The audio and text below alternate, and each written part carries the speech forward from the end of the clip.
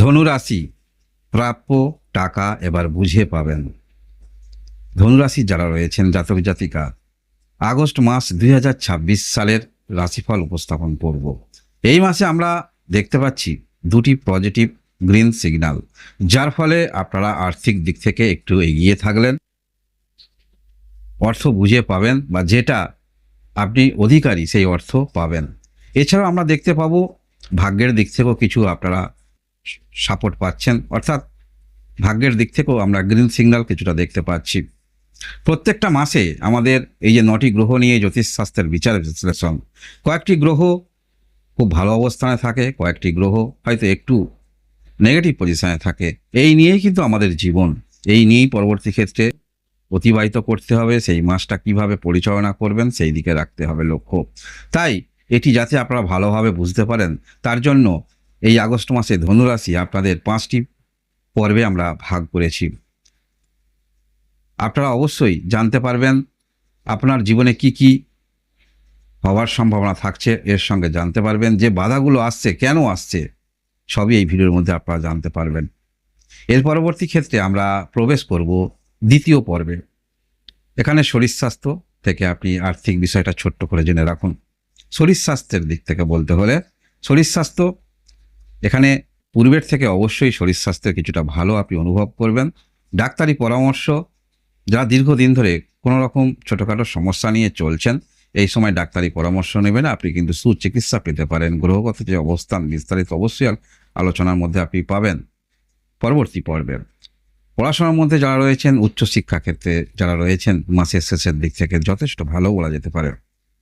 উচ্চশিক্ষা ক্ষেত্রে নিয়ে একটি মনের মধ্যে নেগেটিভ যাদের ভাবনা ছিল, মনে হচ্ছিল এই সাবজেক্টে নিয়ে পড়লে আদৌ কি জীবনে কিছু করা যাবে, এই রকম যে নেগেটিভ চিন্তাটা থেকে কিন্তু আপনারা সরে আসছেন।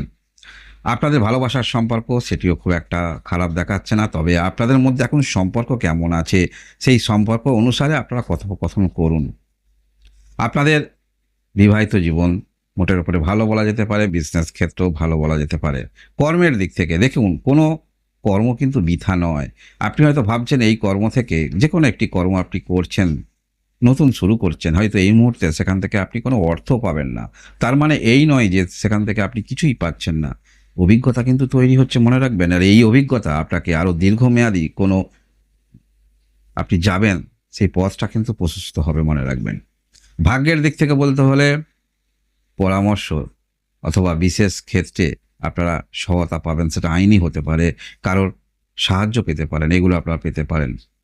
আর্থিক দিক থেকে বলতে হলে অবশ্যই পূর্বে তো শুরু করেছিলাম, প্রাপ্য টাকা এবার আপনারা বুঝে পাবেন। যেখানে আপনি পাওয়ার অধিকারী সেটা অবশ্যই আপনি পাবেন, এবং সেই দিকেই কিন্তু আপনার মনোনিবেশ থাকবে এই মাসে ধনুরাশির জাতক জাতিকা যারা রয়েছেন। এর পরবর্তী ক্ষেত্রে আমরা তৃতীয় পর্বে প্রবেশ করব। এখানে আপনি জানতে পারবেন যে গ্রিন সিগন্যাল যেগুলি আপনার জীবনে দেখতে পাওয়া যাচ্ছে এই মাসে, বিশেষ করে এই আগস্ট মাসে আমরা দেখতে পাবো রাশি থেকে অষ্টম ঘরে এখানে বুধ আদিত্য যোগ তৈরি হচ্ছে। বুধ আদিত্য যোগ একটি পাওয়ারফুল যোগ, নিশ্চয়ই আপনারা কম বেশি জানেন। এই অষ্টম ঘরে বুধ আদিত্য যোগ তৈরি হচ্ছে, এখানে বৃহস্পতি গ্রহ থাকবে, যার ফলে নিজের বিষয়টা আপনি কিন্তু যথাযথ বুঝতে পারবেন। যেখানে আপনি পাওয়ার অধিকারী সেই অর্থ আপনি বুঝে নেবেন, এবং এবং এবং এবং সরকারি ক্ষেত্রেও কোথাও আপনার সেখানে পাওয়ার আপনি যোগ্য ব্যক্তি, সেই অর্থ কিন্তু আপনারা পাবেন।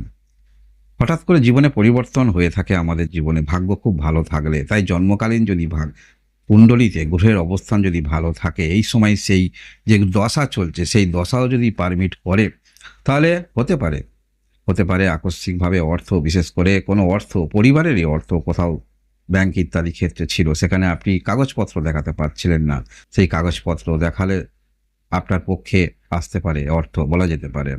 উত্তরাধিকার সূত্র কিছু আমরা দেখতে পাচ্ছি, এইরকম সম্পত্তিগত বা আর্থিক কিছু লাভবান আপনারা হতে পারেন। এছাড়াও আমরা এখানে বৃহস্পতি গ্রহ থাকার ফলে, এই যে অষ্টম ঘরে, রাশি থেকে অষ্টম ঘরে বৃহস্পতি গ্রহ থাকার ফলে আপনারা অনেক কিছু ক্ষেত্রে সেখানে মনোনিবেশ রাখবেন। অর্থাৎ কোনো কিছু বিষয় যদি আপনারা লক্ষ্যবস্তু স্থির করে নেন, সেখানে সেটা আপনাকে পেতেই হবে, এইরকম একটু জেদ মানসিকতা থাকবে। এছাড়াও আমরা দেখতে পাবো এই মাসে আপনার রাশি থেকে নবম ঘরে বুধ আদিত্য যোগ তৈরি হচ্ছে। বুধ আদিত্য যোগ পূর্বেই বললাম, আপনারা নিশ্চয়ই জানেন। এই নবম ঘরে বুধাদিত্য যোগ মানে ভাগ্যস্থানে বুধাদিত্য যোগ, এটাও আপনাদের অনেক কিছু ক্ষেত্রে মনের মধ্যে আকাঙ্ক্ষা তৈরি হবে। পুনরায় আমরা অনেক কিছু ক্ষেত্রে ব্যর্থ হয়ে থাকি, সেই ব্যর্থ হওয়ার কারণে সেখান থেকে আমরা মুখ ফিরিয়ে নিই, যার ফলে সেখানে আবার আপনাকে কিছু সফলতা আপনাকে সেই ক্ষেত্রে প্রবেশ করাবে। এবং এবং অবশ্যই আপনাদের যাদের বন্ধু বান্ধবী আছে, কোনো কারণে তাদের সঙ্গে মতবিরোধ হচ্ছিল, আপনার সঙ্গে মতের অ্যাডজাস্ট হচ্ছিল না, তাই এই মাসে আমরা দেখতে পাবো তাদের মধ্যে দূরত্ব দূর হবে, মতবিরোধ তৈরি যে হয়েছিল সেই মতবিরোধ কিন্তু চলে যাবে। পারিবারিক ক্ষেত্রে গুরুত্বপূর্ণ সিদ্ধান্ত আপনারা নেবেন, সেটা নিতে পারবেন। ভূমি সংক্রান্ত বিষয়, বিশেষ করে পরিবারে কোনো আপনি নিজের ঘর স্থাপন করবেন, কোনো একটি সমস্যার মধ্যে রয়েছেন, আইনি সমস্যার মধ্যে রয়েছেন, যেমনই পূর্বে বলেছি আইনি সহায়তা পাচ্ছেন, তাহলে এই মাসে এইরকম আইনি সহায়তা পেয়ে আপনাদের অনেক কিন্তু জটিলতা কাটছে বলা যেতে পারে। যারা আপনারা বিবাহিত হয়ে রয়েছেন, আপনার পার্টনারের মধ্যে যে কোনো কাজের মধ্যে যদি যুক্ত থাকেন, সেখানে সেই কাজের মধ্যে আন্তরিকতা যথেষ্ট বোধ আমরা দেখতে পাবো। সেই কাজের মধ্যে একটু ভালো কিছু করা, সেটা সবার থেকে আগে কিছু করা, সেই প্রবণতাগুলো আমরা দেখতে পাবো ধনুরাশির যারা রয়েছেন। এই মাসে গ্রহগত যে অবস্থান থাকছে, মনের মধ্যে আপনাদের কিন্তু এইরকম যেটা আপনার প্রাপ্য সেটা আপনি নেবেন, কিন্তু আপনার এরকম থাকছেন। কর্মক্ষেত্রের মধ্যে অবশ্যই আপনারা যেমন ধরনের কর্ম করছেন বা কোনো একজন নতুন কারোর সঙ্গে কথোপকথনের মধ্যে আপনারা যাবেন, সেখানে যদি গুছিয়ে কথা বলতে পারেন, সেখানে কিন্তু অর্থাৎ পূর্বে থেকেই আপনি একটু বিস্তারিত মনে মনে ভেবে নিলেন এই ব্যক্তির সঙ্গে কিভাবে কথা বলবেন, এই মহিলার সঙ্গে আপনি কিভাবে শুরুটা করবেন, সেটা করলে অবশ্যই যে কাজের পরিপ্রেক্ষিতে আপনি সেই উদ্দেশ্য নিয়ে শুরু করছেন, তাহলে সেটা কিন্তু সফল হবে বলা যেতে পারে। এর পরবর্তী ক্ষেত্রে আমরা প্রবেশ করব, এই যে গ্রিন সিগন্যাল দেখাচ্ছে, পজিটিভ সাইন দেখাচ্ছে, এর মধ্যে কোন বিষয়গুলো আপনাকে বাধা দিতে পারে। আপনি রাশি অনুসারে দেখছেন, লগ্ন অনুসারে একটু ভিন্ন ফলাফল আপনারা পেতে পারেন। তবে এই যে গ্রহগত যে অবস্থান থাকছে, অষ্টম ঘরে বুধাদিত্য যোগ তৈরি হচ্ছে। জ্যোতিষশাস্ত্র অনুসারে একাধারে দেখলে অষ্টম ঘর খুব একটা সুখকর ঘর নয়। মুদ্রার যেমন এপিট ওপিট আছে, তেমনি মনে রাখবেন এই অষ্টম ঘর বৃহস্পতি গ্রহ আছে, বুধাদিত্য যোগ তৈরি হচ্ছে, কিছু প্রাপ্তিযোগ যেমন উঠে আসছে। এটাও মনে রাখতে হবে কোনো কিছু ক্ষেত্রে সব যে আপনি পাবেন বা সেখানে আপনাকে পেতেই হবে এই রকম মানসিকতা রাখবেন না। আপনি পঞ্চ ইন্দ্রিয় নিয়ে জন্মগ্রহণ করেছিলেন, কোনো কিছু নিয়ে এখানে আসেননি, কোনো দামি ল্যাপটপ, দামি মোবাইল, কোনো গহনা ইত্যাদি ক্ষেত্রে। তাই পঞ্চ ইন্দ্রিয় কিন্তু আপনার নিয়ে আপনি এসেছেন, এই পঞ্চ ইন্দ্রিয় নিয়েই পরবর্তী ক্ষেত্রে সেটা আপনাকে যেতে হবে। তাই এমন কিছু বিষয় আপনাকে পেতেই হবে, এই রকম মনের মধ্যে রাখবেন না। এই কারণেই তো আমরা আশাহত হই। যে কোনো কাজ আপনি করবেন, পূর্বে বললাম সেটাতে একটা অভিজ্ঞতা আসবে, কিছু না পেলেও তাহলে মাঝামাঝি কিন্তু কোনো কর্ম যদি আপনি করেন, মনোনিবেশ করেন, সেখানে মাঝামাঝি ছাড়বেন না। আর পূর্বে হয়তো কোনো ক্ষেত্রে আপনারা শুরু করেছিলেন, সেই ক্ষেত্রে আপনারা বাধা পেয়েছিলেন, তাহলে কি বারংবার সেই বাধাটা আসবে? এই রকম মনের মধ্যে রাখলে চলবে না। মনে রাখবেন যে কোনো ক্ষেত্রে আপনাদের মধ্যে যেহেতু জিনিসটা আপনার প্রবণতা থাকবে সেই ক্ষেত্রে কিছু করার, এগিয়ে যাওয়ার, তাহলে সেটা অবশ্যই শেষ পর্যন্ত করার চেষ্টা রাখবেন। এবং আপনারা যে কোনো ক্ষেত্রে বিপরীত দিকে, বিশেষ করে আপনি যদি বিবাহিত হয়ে থাকেন, কি বলছে সেটা বোঝার চেষ্টা রাখবেন। হঠাৎ করে আপনি কিন্তু কোনো কথা চাপিয়ে দেবেন না, কারণ এই যে আমাদের বিবাহিত জীবন এমন একটি, বিশেষ করে আমাদের ঘর, যেমন আমরা বেশিরভাগটা সময় ঘরের মধ্যে সময় কাটাই, তেমনি বিবাহিত যদি আপনি হয়ে থাকেন অবশ্যই আপনারা এখন অনেকটা সময় কাটান। সেক্ষেত্রে এখানে কিন্তু আপনাকে ধীরস্থির থাকতে হবে বা আপনাদের মধ্যে মেলবন্ধন ভালো থাকতে হবে, তা নাহলে আপনি অন্যান্য ক্ষেত্রে মনোনিবেশ করতে পারবেন না। বিশেষ করে আমরা সপ্তম ঘর, এখানে বিজনেস ক্ষেত্রেও ধরে থাকি, তাই এই ঘরটা, এই সমস্ত সম্পর্ক, বিবাহিত জীবনের সম্পর্কটাকেও যথেষ্ট গুরুত্ব সহকারে আপনাকে বুঝতে হবে, গুরুত্ব দিতে হবে।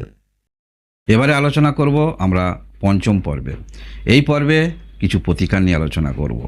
বৃহস্পতি গ্রহ যেহেতু রাশি থেকে অষ্টম ঘরে অবস্থান করে থাকবে, হ্যাঁ, যদিও বৃহস্পতি গ্রহ রাশি থেকে অষ্টম ঘরে অবস্থান করে থাকবে, শনি গ্রহের নক্ষত্রে থাকবে। শনি গ্রহ এখন রাশি থেকে চতুর্থ ঘরে শনির ঢাইয়ার মধ্যে আছেন, তথাপি শনি গ্রহের বীজমন্ত্র জপ করতে পারেন। তথাপি এখানে বলবো আপনি বৃহস্পতি গ্রহের বীজমন্ত্র জপ করুন, ওম বৃহস্পত্যায় নমঃ, এই মন্ত্র জপ করুন। কারণ মনের মধ্যে যে কোনো বিষয়ে যদি কনফিডেন্স না আসে, সেই কাজে আপনি যে আরও গভীরভাবে চিন্তাভাবনা করে এগিয়ে যাবেন, সেইটা কিছুটা যাতে কম না হয়, আপনারা অবশ্যই বৃহস্পতি গ্রহের বীজ মন্ত্র জপ করবেন এবং চেষ্টা রাখবেন বৃহস্পতিবার করে একটু নিরামিষ আহার করতে। এর সঙ্গে হলুদ তিলক সেটাও কিন্তু মাথায় দেবেন। আর অবশ্যই বাড়ির কাছে যদি কোনো কলা গাছ থাকে সেখানে অবশ্যই জল দেবেন। এতে আপনারা আরও মানসিকভাবে মনের মধ্যে পজিটিভ চিন্তাভাবনা নিয়ে যে কোনো ক্ষেত্রে দৃঢ়তা নিয়ে সেটা আপনারা কিন্তু সঠিক কার্য সম্পন্ন করতে পারবেন। যারা আপনারা বেশ ধনুরাশি রয়েছেন, এই মুহূর্তে আপনারা ভালো আছেন, তাহলে অবশ্যই জয় বৃহস্পতিদেব কমেন্টে লিখুন। আর আপনারা কি মনে করছেন এই আগস্ট মাস আপনাদের জীবনে 50% বা 80% বা 90% কি কোনো রকম রাশিফল মিলবে বলে মনে হচ্ছে? তাহলে অবশ্যই কমেন্ট করে জানাবেন। ধন্যবাদ।